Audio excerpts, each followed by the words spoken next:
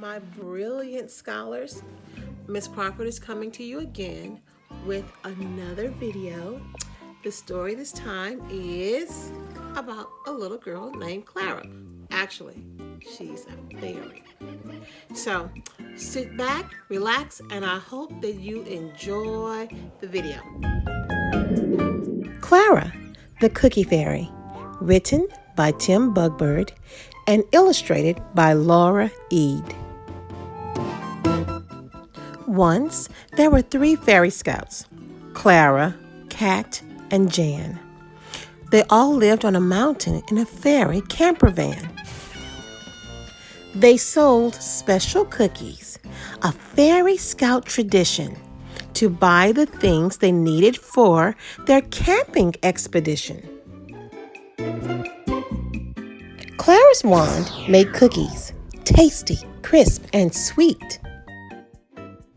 And Kat's made pretty boxes to keep them nice and neat. Now, last of all, Jan's wand made a special fairy bow. With every cookie baked and boxed, the friends were good to go. Then, one summer's evening, they were driving out to dine when Clara's eye was caught by a giant road sign.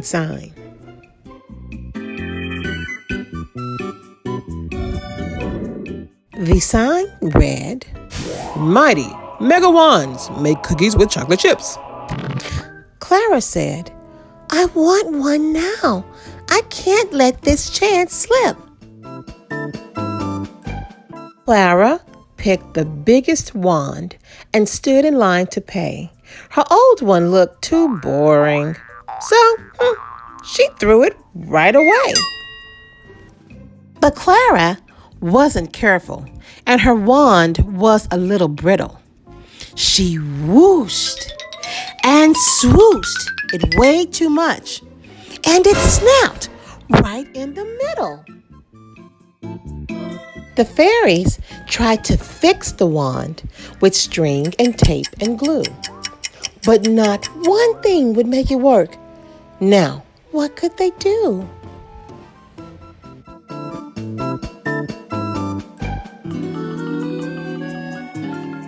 Kat said, "Only one thing will put us back on track. We must find the fairy garbage truck and get your old one back." The fairies drove across the land, searching high and low, till Jan, she saw a junkyard in a meadow down below. "There's the truck!" cried Jan, and she gave a little cheer. "Oh, hey, let's fly down and look around. Your wand must be here." Oh my goodness, guys. Unwanted wands were everywhere. The place was overrun. Lots looked just like Clara's. So, you know what they did? They tried them one by one. The friends spent many hours waving all these wands around. But not one of them made cookies. Clara's wand could not be found. These fairies, guys, the fairies were getting worried. Things weren't going well. Oh my gosh, how would they fund their camping trip if they had no cookies to sell? Then Clara said, "Oh, stop! Look down!" And suddenly it was clear. What the wands had been making was fairy camping gear. There were pots and pans, forks and spoons, kettles and cans, and guitars to play these tunes. There were balls and bats, 3 fairy bikes, bright summer hats, and boots for long hikes. These These wands should be used, not thrown away, said Clara with a frown. But if we put our heads together, we can turn this right around.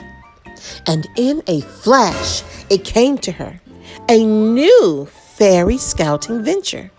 They'd moved to the meadow and transformed the yard into a swamp and recycling center.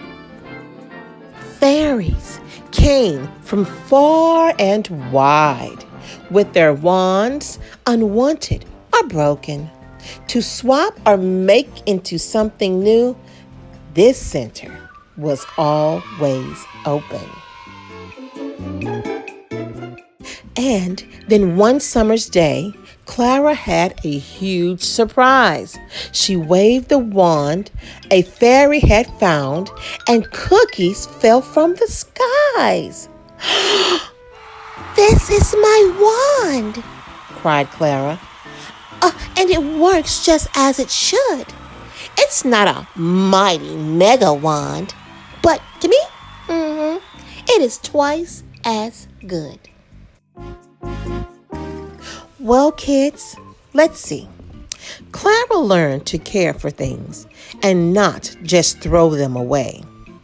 To swap or recycle, if you can, is always the better way. I hope that you all enjoyed this reading from Miss Crawford, your librarian. Until next time, my beautiful and handsome, smart, courageous Ed White Elementary scholars. See you next time. Bye-bye.